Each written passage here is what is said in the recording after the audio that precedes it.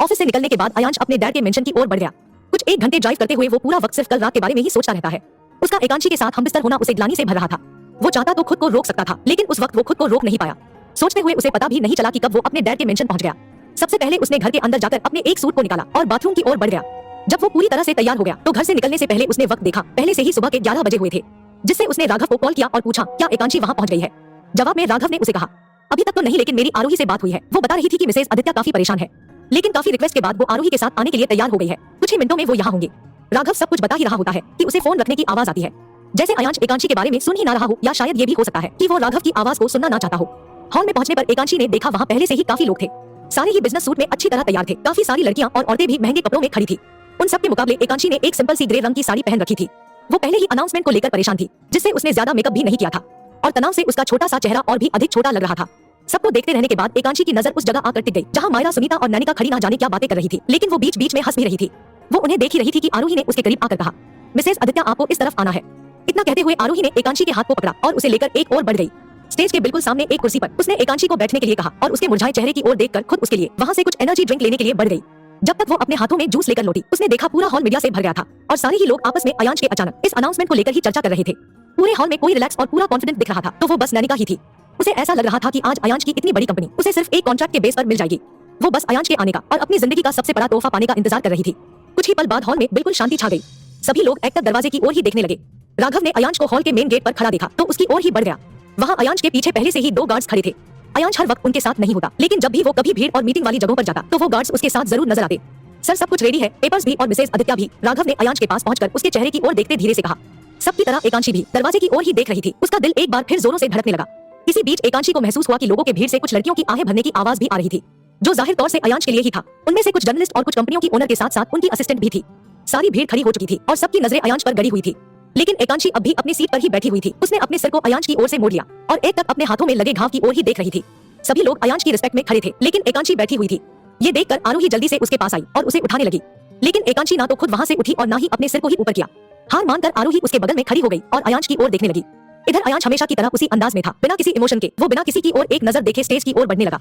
Stage तक पहुंचकर वो वहां किए गए बैठने के अरेंजमेंट पर बैठ गया। उसने हॉल में आते के साथ सबसे पहले एकांशी को ही देखा था। यहाँ तक कि वो ये भी जान चुका था कि सब खड़े थे सिवाय एकांशी के। हॉल में आने पर पहली नजर में ही एकांशी को देख लेने के बाद अयांश ने दोबारा उसकी ओर नहीं देखा।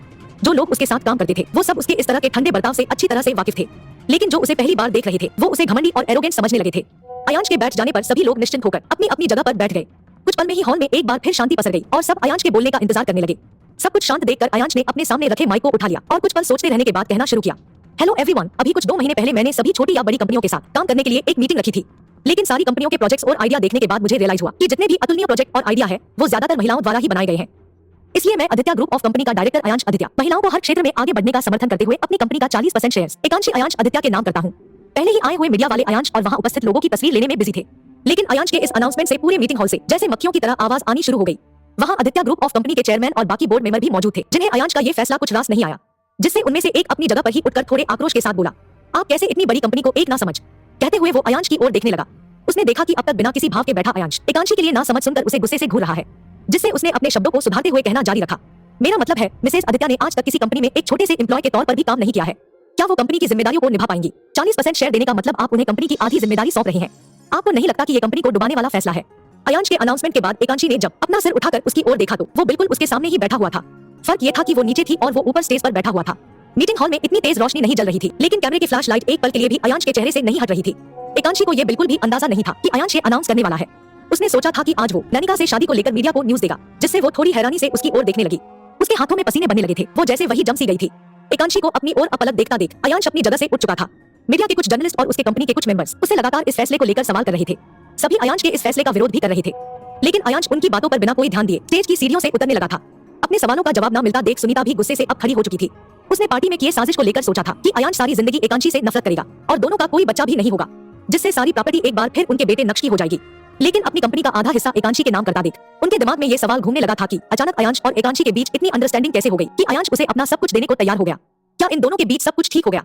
ये सारे सवालों ने उनके दिमाग में गुस्से और सब कुछ छिन जाने का डर और भी अधिक बढ़ा दिया था, जिससे वो बाकी मेंबर को अयांश के इस फैसले का विरोध करने के लिए उकसा रही थी।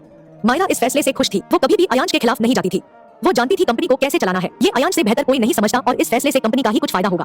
तभी अयांश ने ये सोचा है, इसलिए वो खामोशी से बैठी सब कुछ देख रही थी। इधर अयांश सीढ़ियों से उतरकर चलते हुए एकांशी की ओर ही बढ़ गया। उसे देखकर कोई भी ये गेस नहीं कर सकता था कि इस वक्त उसके मन में क्या चल रहा है। खुद की ओर अयांश को आता देख एकांशी की धड़कनें तेज होने लगी।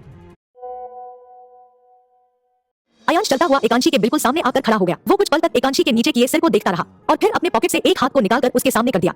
आरोही वही खड़ी एकांशी को कोई प्रतिक्रिया करता ना देख एक बार अयांश के हाथों की ओर देखती है और फिर जल्दी से एकांशी के कंधे पर हाथ रखकर धीरे से दबा देती है, जिससे एकांशी एक लंबी सांस भरते हुए अपनी आंखों की लंबी पलकों को उठाकर अयांश के आगे किए हुए हाथों को देखने लगती है।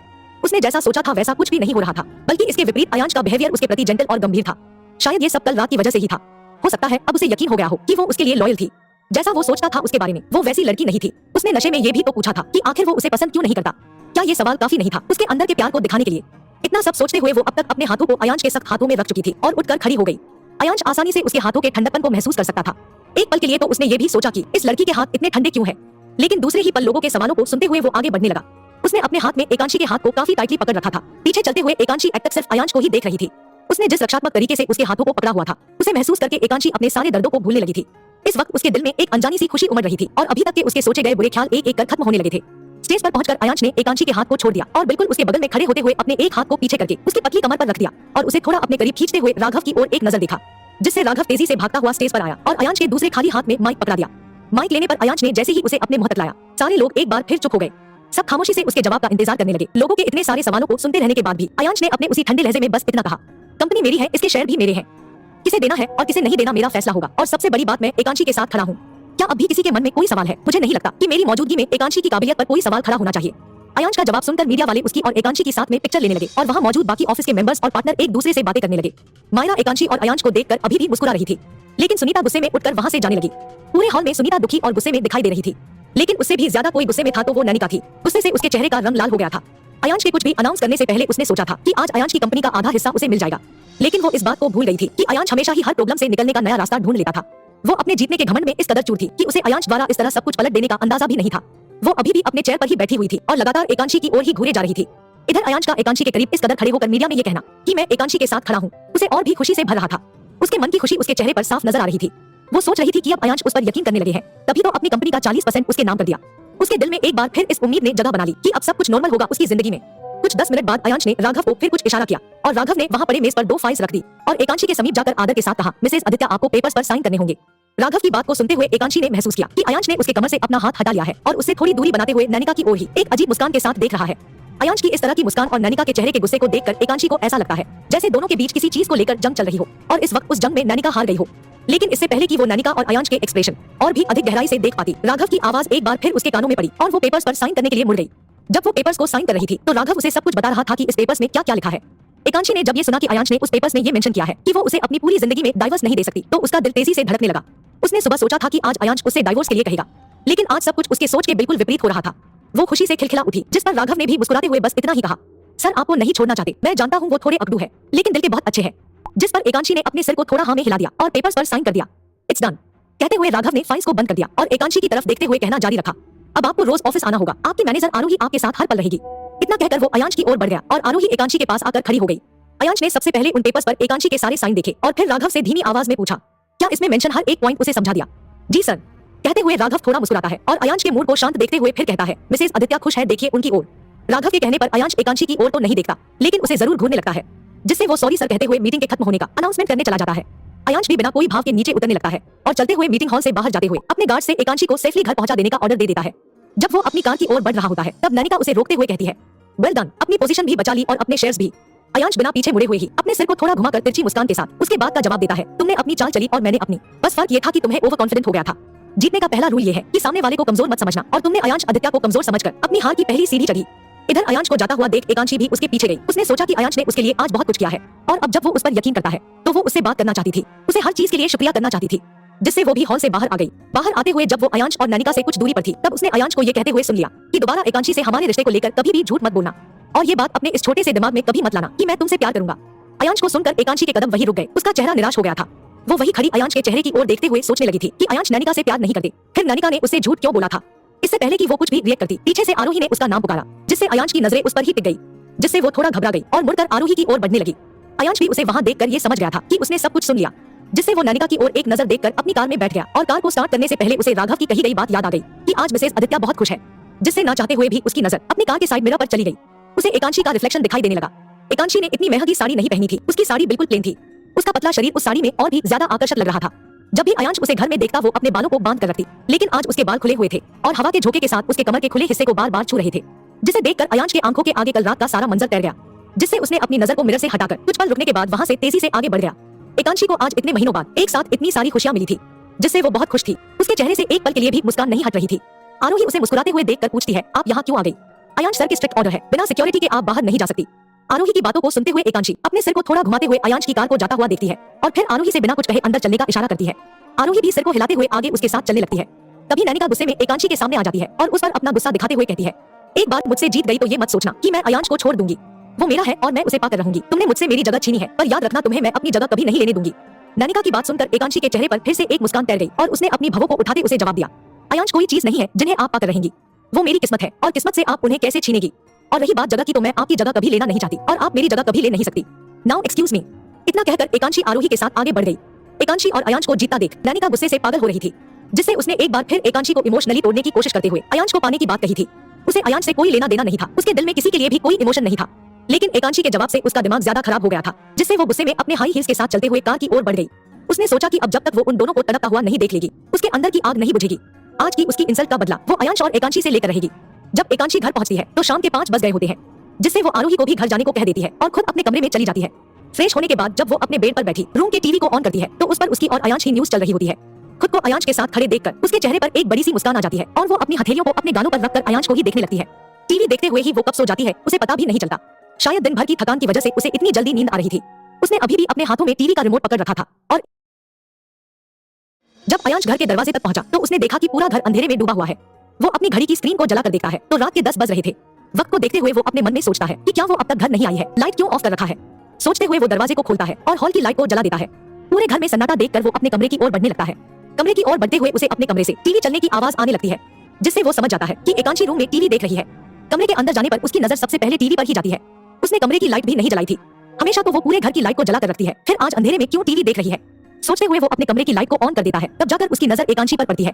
वो बिल्कुल मासूम से बच्चे की तरह बेड पर सिर टिकाए सो रही थी, जिससे अयांश उसे वही खड़े होकर कुछ पल तक देखता रहता है और फिर चेंजिंग रूम की ओर बढ़ जाता है। फ्रेश होने के बाद वो कमरे में वापस आ जाता है और एकांशी की ओर बढ़कर उसके हाथ से रिमोट को लेते हुए टीवी को ऑफ कर देता है। अपने हाथ में छुवन को महसूस कर एकांशी थोड़ा हिलती डुलती है और अपने सिर को दीवार से हटाकर बेड पर लेट जाती है। वो अभी भी नींद में थी, लेकिन अपने हाथों से कुछ ढूंढ रही थी, जिससे अयांश ब्लैंकेट को खींचकर उसके शरीर पर रख देता है और कमरे की लाइट को ऑफ करके लिविंग रूम की ओर बढ़ जाता है।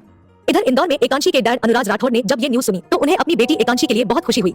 जब एकांशी अयांश के साथ न्यूज स्कैंडल में फंसी थी तब उन्हें अपने रिश्तेदारों और बिजनेस पार्टनर से काफी कुछ सुनना पड़ा था। यहाँ तक कि एकांशी की मॉम को हॉस्पिटल के काफी चक्कर भी लगाने पड़े थे। इतने दिन बीत जाने पर भी उसकी माँ की कंडीशन उतनी बेहतर नहीं हो पाई थी। इकलौती बेटी होने की वजह से एकांशी को लेकर उन्होंने काफी कुछ सोचा था और जब उन्होंने एकांशी के कैरेक्टर पर लोगों को सवाल उठाते हुए सुना तब उनकी तबीयत अचानक ही बिगड़ गई थी, जिसकी वजह से अनुराज को एकांशी को मुंबई में ही छोड़कर आना पड़ा था। उन्होंने उसकी शादी होते तक नहीं देखा। एकांशी अपने माँ बाप की अकेली संतान थी और उससे कई सारे सपने और उम्मीद जुड़े हुए थे। चारों ओर से उनकी जिंदगी उलझी हुई थी। लेकिन आज की अयांश के अनाउंसमेंट से अनुराज का गुस्सा कम हो गया था। न्यूज में एकांशी और अयांश को साथ देखकर उन्हें काफी सुकून मिला था। उन्हें ये भी यकीन हो गया था कि अयांश उसे कभी नहीं छोड़ेगा। उन्हें अपनी बेटी का भविष्य सुरक्षित दिखाई दे रहा था, जिससे वो एकांशी को फोन कर उससे बात करना चाहते थे। कोई भी बाप अपनी प्यारी बेटी से कब तक गुस्सा रह सकता था। जब भी एकांशी उन्हें कॉल करती तो भले ही वो कुछ भी नहीं कहते थे, लेकिन उसकी रोती हुई आवाज को सुनकर उन्हें अपने दिल में दर्द का एहसास जरूर होता था और इसी कारण इतने दिनों के बाद उसे कॉल मिलाते हुए उनके हाथ कांप रहे थे।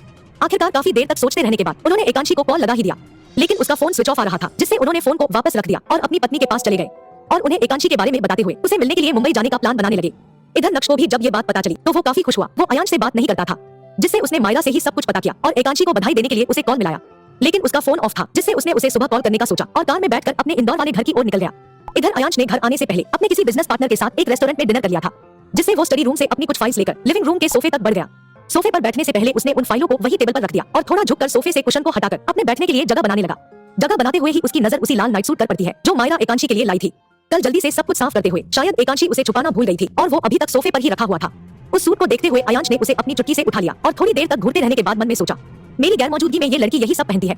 अगर पहनती ही है तो इस तरह सोफे पर क्यों रख रखा है, इडियट। सोचते हुए ही उसने उस नाइट सूट को सोफे के एक कोने में रख दिया और अपने फाइल्स को उठाकर उसमें देखने लगा। भले ही वो अपनी फाइल्स को देख रहा था, लेकिन उसका दिमाग अभी भी उसी नाइट सूट में उलझा हुआ था। वो सोच रहा था कि अगर वो इसे पहनती ही है तो मेरे सामने इतनी सिंपल क्यों रहती है। क्या मैं उसे पुराने जमाने का दिखाई देता हूँ। कुछ पल वैसे ही बैठे रहने के बाद वो फिर से अपनी फाइलों को नीचे टेबल पर रख देता है और उठकर वहीं पर टहलने लगता है। ना चाहते हुए भी उसकी नजर उसी सूट की ओर मुड़ रही थी, जिससे वो वापस से उस सूट को अपनी चुटकी से पकड़ता है और खुद के शरीर से अलग रखते हुए रूम की ओर बढ़ जाता है। रूम में पहुंचकर वो उस नाइट सूट को एकांशी के बगल में रखकर तेजी से वहां से निकल जाता है। सुबह जब एकांशी की आंख खुलती है तो उसे तेज भूख का एहसास होता है। और वो उठकर बेड पर बैठने के बाद कमरे में चारों ओर देखती है। अयांश को वहां ना देखकर वो मन में सोचती है, कितनी जल्दी सो गई थी मैं, मुझे तो अयांश से बात करनी थी, उन्हें थैंक यू कहना था। सोचते हुए वो बेड से उतरने लगती है। तभी उसकी नजर उस नाइट सूट पर पड़ती है जो अयांश कल रात को रख कर गया होता है, जिससे वो तेजी से उसे उठाते हुए शर्म से लाल होती हुई खुद से ही कहती है, ये यहाँ कब रख दिया मैंने, अगर अयांश ने देख लिया तो ना जाने क्या सोचेंगे, इससे पहले कि वो इसे देखे मैं इसे कबर्ड में छुपा देती हूँ। कहते हुए वो बिना एक पल भी गवाए बेड से उतरी और चेंजिंग रूम की ओर तेजी से बढ़ने लगती है। लेकिन जैसे ही वो चेंजिंग रूम के दरवाजे तक पहुंची, अयांश ने दूसरी तरफ से दरवाजे को खोल दिया। अपनी आदत के अनुसार वो सुबह ही उठ गया था और शावर लेकर अपने कपड़ों को पहनने के लिए चेंजिंग रूम में चला गया था। अचानक दरवाजा खुलने से एकांशी थोड़ा डर जाती है और उसके मुंह से हल्की चीख निकल जाती है। एकांशी के चीखने से अयांश उसके चेहरे की ओर देखने लगता है। उसकी आंखों की पुतलियों को इधर उधर घूमता देख अयांश कुछ समझ नहीं पाता और अपने शर्ट के बटन को लगाते हुए वहां से आगे बढ़ जाता है। मिरर तक पहुंचकर अयांश मुड़कर एकांशी को ऊपर से नीचे तक देखता है। उसके हाथों में उसी नाइट सूट को देखकर वो अपनी नजरों को उससे हटा लेता है और अपने बालों को सेट करने लगता है। एकांशी अपने सदमे से निकलने के बाद तेजी से अंदर चली जाती है और दरवाजे को बंद कर देती है। अयांश बालों को सेट करने के बाद कमरे से निकलने ही वाला होता है कि उसे अपना वही पुराना फोन दिखाई देता है जो अब एकांशी इस्तेमाल किया करती थी। जब वो उस फोन को यूज करता था तभी उसकी स्क्रीन बुरी तरह टूट गई थी, फिर एकांशी उसे कैसे यूज कर लेती थी, यही सोचते हुए उसने फोन को उठा लिया और उसे उलट पलट कर देखने लगा। देखते हुए ही उसने फोन को ऑन कर दिया। कुछ देर तक फोन को देखते रहने के बाद अयांश ने राघव को कॉल किया और उसे एकांशी के लिए एक नया फोन खरीदने को कह दिया, जिस पर राघव ने उसे ओके सर कहते हुए अपने आज के सारे स्केड्यूल के बारे में बताया। सब कुछ सुनने के बाद अयांश ने फोन को कट कर दिया और एकांशी के फोन को वही बेड पर रख दिया। तभी एकांशी का फोन रिंग करने लगा और अयांश को उसके स्क्रीन पर नक्श का नाम दिखाई देने लगा। नक्श का नाम देखकर अयांश को फिर से एकांशी का किया गया धोखा, उसकी नशे में कही गई बातें याद आ गई। वो नक्श से बात करती थी, ये बात उसे बिल्कुल भी अच्छी नहीं लगी। नक्श के मन में उसके लिए अभी भी प्यार था और एकांशी को भी नक्श लॉयल लगता था। वो उसका पति था, फिर भी उसने उससे एक बार भी ये पूछने की जहमत नहीं की थी कि नैनिका और उसके बीच में क्या है। उसे कोई फर्क नहीं पड़ता था। अगर उसे मौका मिले तो वो आज ही किसी दूसरे के पास चली जाएगी। सोचते हुए अयांश की आंखें एक बार फिर ठंडी हो गई, उसकी मुट्ठियां एक बार फिर कसने लगी। उसके चेहरे का रंग एकदम से बदल गया। वो इस वक्त खुद को बेजार सा महसूस कर रहा था और अपने ठंडे पड़ चुके चेहरे के साथ ही वो तेज कदमों से घर के बाहर चला गया। गाड़ी स्टार्ट होने की आवाज से एकांशी तेजी से कमरे में वापस आ गई और खिड़की से अयांश को जाता हुआ देख सोचने लगी, मेरी बात तो बाकी ही रह गई। कुछ ही देर में एकांशी को आरोही अपने साथ ऑफिस ले गई और उसे एक केबिन में बैठने को कहकर खुद बाहर चली गई। काफी देर इंतजार करने के बाद जब आरोही नहीं लौटी तो एकांशी केबिन में ही घूमकर उसने रखी चीजों को देखने लगी। जब वो वहां रखी एक पेपर वेट को देख रही थी तभी उसे केबिन के दरवाजे पर किसी की दस्तक महसूस हुई और वो मुड़कर दरवाजे की ओर ही देखने लगी। वहां अयांश अपने पॉकेट में हाथ डाले खड़ा था और उसे ही देख रहा था। उसके एक्सप्रेशन सुबह से काफी अलग थे, उसके चेहरे पर नाराजगी साफ नजर आ रही थी। फिर भी एकांशी ने हिम्मत करके कहा, आप सुबह इतनी जल्दी क्यों चले गए?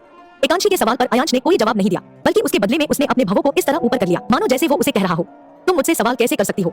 अयांश के इस तरह से आईब्रो उठा लेने से एकांशी कुछ समझ नहीं पाती और फिर कहती है, आपने जो कुछ भी कल किया उसके लिए थैंक यू, मैं तो कल ही आपको। एकांशी अभी अपनी बात पूरी कर ही रही होती है कि अयांश उसकी बातों को काटकर एक तिरछी मुस्कान के साथ कहता है, सिर्फ कल के लिए थैंक्स। क्या उसके पहले वाली रात तुम्हें मेरे साथ सहज नहीं लगी? क्या फिर से अयांश का प्यार गुस्से में बदल जाएगा? जानने के लिए सुने। अयांश के सवाल को सुनकर एकांशी की आंखें अयांश पर ही टिक जाती है। वो सोचने लगती है कि वो अयांश के इस सवाल का क्या जवाब दे। वो उसे इस तरह का सवाल कर भी क्यों रहा था और वो अयांश को उस बात के लिए शुक्रिया कहती भी क्यों? क्या पिछली रात को करीब आने का फैसला अयांश का नहीं था? अगर वो नशे में उसके करीब आना भी चाहती थी तो वो क्यों नहीं उससे दूर हो गया? सोचते रहने के कुछ पलों के बाद एकांशी हिम्मत करके थोड़ी घबराई हुई आवाज में कहती है, आपको ऐसा क्यों लगता है कि मुझे आपको पिछली रात के लिए शुक्रिया कहना चाहिए? क्या आप अपनी मर्जी से मेरे करीब नहीं आए थे? मैंने आपसे जबरदस्ती की थी क्या? कहते हुए उसकी आंखें आंसुओं से लाल हो गई थी और उसके गालों पर बूंद बूंद कर लुढ़कने लगी थी। उसके आंखों के आंसुओं की ओर एक तक देखता हुआ अयांश थोड़ा मुस्कुराता है। उसकी मुस्कान ऐसी थी जैसे वो एकांशी का मजाक बना रहा हो। कुछ 5-6 सेकंड तक मुस्कुराते रहने के बाद वो एकांशी को जवाब देता है, मेरा तुम्हें छूना मेरी मर्जी थी, जो कुछ भी हुआ वो मेरी जरूरत थी। तुमसे मैंने पहले भी कहा था कि मैं तुम्हारी आखिरी सांस तक खेलूंगा। तुम्हें लगता है मैं पिछली रात को तुम्हारे उन स्टूपिड बातों के कारण इमोशंस में बह गया और तुम्हारे साथ हमबिस्तर हुआ। वो मेरी जरूरत थी, तुम्हारी बॉडी मेरी जरूरत है। इतना कहते हुए उसके चेहरे की हंसी गायब हो जाती है और वो गुस्से में अपने दांत को पीसते हुए कहना जारी रखता है, और रही बात कल की शेयर ट्रांसफर की, तो अयांश आदित्य कोई भी ऐसी चीज नहीं है जिसकी कीमत ना दे सके, खासकर अपनी जरूरतों की। एकांशी ने पिछले 24 घंटों में कितना कुछ सोच लिया था। उसे लगने लगा था कि अयांश अब उससे ऐसी कोई बात नहीं कहेगा। कंपनी के शेयर देकर उसने उसकी पिछली रात की कीमत लगाई थी और वो सोच रही थी कि अयांश उस पर यकीन करने लगा है। उसका स्टेज पर खड़े होकर पूरी दुनिया के सामने कहना कि मैं खड़ा हूँ एकांशी के साथ, वो सब कुछ सिर्फ इसलिए था क्योंकि वो उसकी कीमत लगा रहा था। सोचते हुए एकांशी के दिल में दर्द तो हुआ, लेकिन उसने ये भी फैसला किया कि वो पिछली रात की तरह कमजोर नहीं पड़ेगी। जिससे उसने अपने कदमों को आगे अयांश की ओर बढ़ाते हुए कहा, आप मेरी कीमत लगा रहे हैं या अपने गिल्ट की? कहते हुए ही वो एक आवाज के साथ रो पड़ी। फिर भी उसने कहना जारी रखा, आपके लिए मैं खिलौना हूं ना, मेरी आखिरी सांस तक खेलना चाहते हैं ना, कैसे खेलेंगे रोज मेरे साथ, हम बिस्तर होकर, मुझे जख्मी करके या मेरी हर रात की कीमत लगाकर? वो अपने दिल की तकलीफों को गुस्से में कह ही रही थी कि उसने महसूस किया कि अयांश ने उसके बाजुओं को पकड़कर कसकर दबा दिया है और उसका चेहरा गुस्से से लाल दिखाई दे रहा है, जिससे उसने अपने आगे के शब्दों को अंदर ही दबा लिया और अपनी आंसू भरी आंखों से उसके आंखों में देखने लगी। इससे पहले कि वो खुद को अयांश की पकड़ से छुड़ाती, अयांश ने उसे घुमाकर केबिन के दरवाजे से लगा दिया। उसके मन में अभी भी नक्श की फोन कॉल की तस्वीर और एकांशी का उसे लॉयल कहना ही याद आ रहा था। ना जाने क्यों, लेकिन उसके दिमाग में ये बात जगह बनाने लगी थी कि पिछली रात को एकांशी उसे नक्श समझ रही थी और उसने उसे नक्श समझकर ही किस किया था, जिससे उसने उसके बाजुओं पर लगभग अपना पूरा जोर लगाते हुए कहा, वो मैं होता हूँ जो तुम्हें छूता है, कोई और नहीं। तुम्हारी सांसों से मेरी सांसें टकराती है, तुम्हारा जिस्म मेरे साथ जुड़ता है। तुम्हें भले ही कोई और अच्छा लगे, लेकिन तुम्हारी रातें मेरे साथ बीतती है और बीतेंगी हमेशा। इतना कहकर अयांश एकांशी के बाजुओं को छोड़ देता है और बिना एक पल भी गंवाए वहां से निकलकर चला जाता है। अयांश के चले जाने पर एकांशी कुछ पल तक वैसी ही खड़ी सोचने लगती है कि वो क्या हर बार उसके बारे में ऐसा ही सोचता है। जब भी वो खुश होने लगती है, इस रिश्ते से उम्मीद बनाने लगती है, तभी वो उसकी सारी उम्मीदों को तोड़ते हुए चला जाता है। वो उससे प्यार करती है और वो उसके इस बेशर्त प्यार की कीमत लगाता है। नैनिका और अयांश के बीच कुछ नहीं है, ये जानकर वो सबसे ज्यादा खुश थी और उससे भी ज्यादा वो तब खुश हुई थी जब अयांश ने सबके सामने उसका हाथ पकड़ा था। लेकिन इस वक्त उसका दिमाग ठीक तरह से काम भी नहीं कर रहा था। उसे अयांश की बातें बार बार याद आ रही थी। आखिर वो क्यों अपने प्यार के लिए इतना सब कुछ सह रही थी? क्या प्यार में अक्सर लोग ऐसा ही करते हैं जैसे वो सब कुछ सह रही थी, या जैसा कि उसके साथ सब कुछ हो रहा था वो क्यों जाते हुए उसे ये कह के गया कि वो ही उसे छूता है? क्या वो इस बात से अनजान थी? वो हमेशा से ही उसका प्यार पाना चाहती थी। फिर अयांश के गुस्से ने उसे ये एहसास क्यों दिलाया कि वो समझता है कि मैं किसी और से प्यार करती हूँ। इधर अयांश अपने केबिन में आ चुका था और गुस्से में इधर उधर टहलते हुए सोच रहा था कि पिछली रात को उसने मुझे कहीं नक्श तो नहीं समझा था ना। अगर वो मुझे जहर समझती है तो वो मेरे करीब क्यों आती? अगर नक्श उसके लिए लॉयल है तो वो उसके करीब ही जाना चाहेगी ना। वो उससे बात भी करती है, क्या बातें करते होंगे दोनों? क्या ये नक्श को भी अपने भोले चेहरे में फंसाना चाहती है? सोचते हुए वो अपने केबिन के चक्कर काट ही रहा था कि केबिन के अंदर आरोही आ गई और अयांश को ग्रीट करते हुए उसे अयांश द्वारा केबिन में बुलाने की वजह पूछी, जिस पर अयांश ने उसे घूरा और फिर कर्कश आवाज में गुस्से के साथ बोला, तुम्हें नहीं लगता कि तुम अपना काम ठीक से नहीं कर रही? आरोही लगभग 2 महीनों से यहाँ काम कर रही थी और अब तक तो वो अयांश के नेचर को समझ ही गई थी, जिससे उसने अपने सिर को नीचे झुकाते हुए कहा, आई एम सॉरी सर, पर मैं समझी नहीं। मिसेस आदित्य के हाथ का जख्म अभी तक वैसा ही क्यों है? आखिर उस पर पट्टी क्यों नहीं लगी हुई है? अयांश आरोही से कहता है और सोचने लगता है कि उसने जब उसका हाथ गुस्से से पकड़ा और केबिन से दबाया तो वो कैसे सिसक उठी। शायद उसने अपने हाथ में तेज दर्द महसूस किया था, लेकिन उसने उसे नहीं जताया। फिर भी उसने इसे नोटिस कर ही लिया था और केबिन से निकलते हुए उसने उसके हाथ के बिगड़ते घाव को एक नजर देख भी लिया था। हालांकि वो उससे नाराज था, उसे वो अच्छी नहीं लगती है, फिर भी उसे उसकी थोड़ी चिंता हो ही गई थी। अयांश को सोच में डूबे हुए देखकर आरोही उसे कहती है कि वो अभी एकांशी के हाथ पर मरहम लगा देगी और वहां से जल्दी से निकल जाती है। एकांशी के केबिन में पहुंचकर आरोही उसे एक कुर्सी पर बैठे हुए देखती है और चलते हुए उसके पास चली जाती है। उसकी आंखों में आंसू देख वो घबराते हुए पूछती है, मिसेस आदित्य आप ठीक तो है? क्या हुआ, आप रो क्यों रही हो? आरोही का सवाल और उसके आंखों में अपने लिए फिक्र देखकर एकांशी उस चेयर से उठ जाती है और आरोही को गले से लगाकर रो पड़ती है। वो उसे ऐसे पकड़ी होती है जैसे ना जाने कितने दिनों बाद किसी ने उसकी थोड़ी चिंता दिखाई हो। उसे रोता हुआ देखकर आरोही ने भी उसे पकड़ लिया और उसे चुप कराते हुए पूछने लगी कि वो आखिर रो क्यों रही है। लेकिन एकांशी उसे कोई जवाब नहीं देती और तब तक रोती रहती है जब तक कि उसका दिल हल्का नहीं हो जाता है। थककर वो आरोही को छोड़ देती है और उसे कहती है, क्या एक तरफा प्यार की कोई मंजिल होती है? रोने की वजह से उसकी आंखें लाल नजर आ रही होती है। सुबह से खुशी से खिला हुआ चेहरा अब बुझा बुझा सा हो गया होता है। वो कहते हुए हकला भी रही थी और अपने हाथों से आंसुओं को साफ भी कर रही होती है। उसके अंदर की तरफ को देखकर आरोही उसे एक बार फिर गले से लगा लेती है और उससे कहती है, एक तरफा प्यार की सांसें ज्यादा देर के लिए नहीं होती। एक तरह से ये गुनाह है जो हमारी सारी खुशियों को खा जाती है। नहीं, मोहब्बत करना गुनाह नहीं है, उसमें बहक जाना गुनाह है। कहते हुए एकांशी आरोही से अलग हो जाती है और अपने आंसुओं को पोंछकर फिर कहती है, मुझे लगा था कि मैं अयांश को अपनी मोहब्बत से जीत लूंगी, उन्हें हर तरह से खुश रखूंगी, पर नहीं, हम किसी को अपने साथ चलने के लिए मजबूर नहीं कर सकते। वो मेरे हैं हमेशा के लिए, लेकिन वो कभी भी मेरे साथ नहीं है। कहते हुए एकांशी आरोही के हाथ को पकड़ लेती है और उसके आंखों के आंसुओं को देखते हुए एक मुस्कान के साथ कहती है, माफ करना, मैंने तुम्हारी आंखों में भी आंसू ला दिया। इतने दिनों बाद किसी ने मेरी फिक्र की तो एक बार फिर बह गई। आरोही उसकी बातों को सुनकर अपने सिर को नामे हिला देती है और उसके आंखों के आंसू को अपने हाथों से पोंछते हुए कहती है, आप मेरे साथ सब कुछ शेयर कर सकती है। मुझे अब पता है कि आपके और अयांश सर के बीच कुछ ठीक नहीं है, लेकिन मैं किसी से नहीं कहूंगी और ये मत सोचिएगा कि मैं आपके जज्बातों को नहीं समझती। किसी से मैंने भी एक तरफा प्यार किया, लेकिन उसके काबिल नहीं थी मैं। जब मुझे पता चला कि वो किसी और से शादी के लिए पूछने वाला है तो मैंने उसे कुछ भी ना बताने का फैसला किया और वहां से मुंबई आ गई। इसलिए समझ सकती हूँ कि अयांश सर से आपका प्यार कितना गहरा है। थैंक यू आरोही, तुमसे बात करके मेरा दिल हल्का हो गया। अभी तक मेरा मुंबई में कोई नहीं था, एक दोस्त तक नहीं, पर अब लग रहा है कि एक दोस्त मिल गई है। तुम मुझे मेरे नाम से बुला सकती हो, मुझे अच्छा लगेगा। यहाँ कोई भी मुझे मेरे नाम से नहीं पुकारता। एकांशी ने आरोही की ओर देखते हुए कहा, जिस पर आरोही ने अपने सिर को हाँ में हिलाते हुए उसे गले से लगा लिया और फिर झटके से अलग होकर उसे वेट करने को कहकर वहां से चली गई। उसे इतनी तेजी से भागते हुए देख एकांशी खड़ी हो गई और उसे जाते हुए देखने लगी। कुछ 1 मिनट बाद उसने देखा कि आरोही अपने हाथों में फर्स्ट एड का बॉक्स लिए हुए आ रही है। केबिन में आकर उसने एकांशी को एक और बैठा दिया और उसके हाथों को देखने लगी। एकांशी अब तक समझ चुकी थी कि आरोही उसके हाथ के घाव को देखकर परेशान थी, लेकिन एकांशी इससे पहले कि उसे कुछ भी हरकत करने से रोकती, वो उसके पास बैठ गई और उसके घाव साफ करने लगी। एकांशी ने उसे 1-2 बार रोका, लेकिन आरोही अपना काम करती चली गई। उसने उसके घाव को पहले साफ किया और उसके बाद उस पर मरहम लगाकर पट्टी कर दी। वो उसके हाथ को केबिन के अंदर आकर राघव ने एकांशी को कैजुअली गुड मॉर्निंग कहा और मुस्कुराने लगा। अब तक एकांशी के हाथ पर पट्टी हो गई थी, जिससे वो अपनी जगह से खड़ी हो गई और राघव से पूछा, मुझे ऑफिस आने को क्यों कहा गया था? राघव ने उसके सवाल का जवाब देते हुए कहा, अभी आज आपको कोई काम नहीं करना पड़ेगा, मैं सब समझा देता हूँ जैसे सर ने मुझे बताया है। कहते हुए ही उसने आरोही को एक नजर देखा और फिर एकांशी को बैठने का इशारा कर दिया। एकांशी भी राघव के इशारे को समझकर वापस उसी जगह बैठ गई। आरोही उठकर एकांशी के बगल में खड़ी हो गई और अपने हाथ में लिए फर्स्ट एड बॉक्स को केबिन में लगे टेबल पर रख दिया। सबके चेहरे की ओर देखते हुए राघव ने एकांशी से कहा, कंपनी के 40% शेयर्स आपके नाम है, 40% अयांश सर के नाम पर है और बाकी 20% नक्श सर के नाम है। क्योंकि नक्श सर इस कंपनी को लेकर कोई काम नहीं करते तो अयांश सर 60% काम संभाल लेंगे, लेकिन आपको हर मीटिंग, हर प्रोजेक्ट और सारे प्रेजेंटेशन में मौजूद रहना होगा, वरना बाकी के बोर्ड मेंबर्स अयांश सर के इस फैसले के खिलाफ हो जाएंगे। कल रात 8 बजे एक मीटिंग या यूं कहे कि एक गेट टुगेदर रखा है, जिसमें अयांश सर आपके साथ नहीं होंगे। कंपनी के इन्वेस्टर्स, मेंबर्स और सारे स्टाफ वहां मौजूद होंगे, जिसमें वो लोग आपको जानने और समझने की कोशिश करेंगे और आप उन्हें। एकांशी राघव की बातों को पूरे ध्यान से सुन रही थी। जब उसका कहना खत्म हो गया तो उसने गंभीरता से अपने सिर को हाँ में हिला दिया और फिर से अयांश की कही गई बातों के बारे में सोचने लगी। अगर उस रात वो अयांश के साथ हमबिस्तर नहीं हुई होती तो अयांश उसकी कीमत नहीं लगाता और ना ही उसे किसी तरह का इवेंट अटेंड करना पड़ता। लेकिन अब वो क्या कर सकती थी? उसने पहले ही पेपर्स को साइन कर दिया था और अब जब उसने ये तय कर लिया था कि वो अयांश के सामने कमजोर नहीं पड़ेगी तो इस इवेंट से कैसे भाग जाती। उसने फैसला कर लिया कि वो अयांश से अब कोई उम्मीद नहीं लगाएगी। जितने दिन भी उसके साथ रहेगी उससे दूर रहेगी। अगर वो सामने भी आ जाएगा तो भी वो उसे ऐसा दिखाएगी जैसे उसके होने ना होने से उसे कोई फर्क नहीं पड़ता। इसलिए उसने राघव से हर एक चीज गहराई से समझ ली। सब कुछ समझा देने पर राघव ने उसे बताया कि अयांश कल उसके साथ नहीं रहेगा। उसे कुछ जरूरी काम है, इसलिए वो उस पार्टी को अटेंड नहीं कर सकता। जिसे सुनकर एकांशी ने कहीं ना कहीं राहत की सांस ली और राघव को हर एक चीज के लिए शुक्रिया कहा। इधर अयांश को अपनी एक मीटिंग के लिए कल रात को ही 7 बजे सिंगापुर के लिए फ्लाइट पकड़नी थी और वो अपनी उसी मीटिंग की तैयारी में बिजी था। मीटिंग में प्रोजेक्ट को लेकर प्रेजेंटेशन देने के लिए उसने काफी मेहनत की थी। इस प्रोजेक्ट की टीम पहले ही सिंगापुर जा चुकी थी। उसकी मीटिंग परसों सुबह 6 बजे से शुरू होने वाली थी, जिससे उसे रात में ही सिंगापुर पहुंचना था। लेकिन कहीं ना कहीं उसे एकांशी की चिंता भी थी कि वो कैसे बाकी मेंबर्स के सामने टिक पाएगी, क्योंकि काफी मेंबर्स ऐसे थे जिन्हें एकांशी का कंपनी में आना बिल्कुल अच्छा नहीं लगा था। वो जानता था कि कल की पार्टी एकांशी को जानने समझने के लिए नहीं बल्कि उसे कंपनी से बाहर निकालने के लिए रखी गई है, जिसकी वजह से वो काफी परेशान भी था। इधर घर पहुंचकर एकांशी ने सबसे पहले अपने कपड़े बदले और एक हल्का नाइट सूट पहनकर नीचे लिविंग रूम आ गई। इतना सब कहने के बाद वो जानती थी कि अयांश घर नहीं आने वाला, जिससे उसे बुरा तो लग रहा था, लेकिन वो इस वक्त अयांश को देखना भी नहीं चाहती थी। अयांश हमेशा ही उसे इतनी कड़वी बातें बोलता था जैसे वो इस दुनिया की सबसे गिरी हुई लड़की हो, और आज तो उसने हद ही कर दी। उसने उससे ये तक कह दिया कि जब उसे जरूरत होगी तब वो उसे छुए, जैसे इन सब में उसकी कोई मर्जी ही नहीं चलनी थी। खिलौने की तरह ही तो खेल रहा था वो उसके साथ। सोचते हुए ही काफी रात निकल गई। एकांशी को नींद ही नहीं आ रही थी। वो जब भी सोने लगती उसे अयांश का गुस्से से भरा चेहरा याद आ जाता, जिससे उसकी नींद खुल जाती और वो घबरा कर उठ जाती। उसने पूरी रात जाग कर ही गुजार दी और वो सही थी, अयांश उस रात घर नहीं लौटा था। सुबह के 5 बजे एकांशी अपने बेड से उठ गई और ऊपर टेरेस पर चली गई। काफी देर तक वही खड़े आसमान में देखते रहने के बाद उसे कुछ अच्छा लगा और वो नीचे आ गई। इधर अयांश भी पूरी रात नहीं सो सका था। उसकी इतनी इंपॉर्टेंट प्रोजेक्ट का कुछ काम बाकी ही रह गया था, जिससे वो सारी रात ऑफिस में ही रहा और अपनी टीम के साथ ऑनलाइन मीटिंग में सब कुछ समझ रहा था। सुबह के लगभग 7 बजे वो वहां से निकला और अपने डैड के मेंशन की ओर बढ़ गया।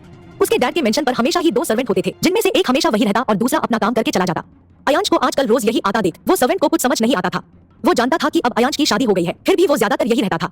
ये बात उसे हजम नहीं होती थी, लेकिन उसकी इतनी हैसियत नहीं थी कि वो अयांश से उसकी पत्नी के बारे में पूछे।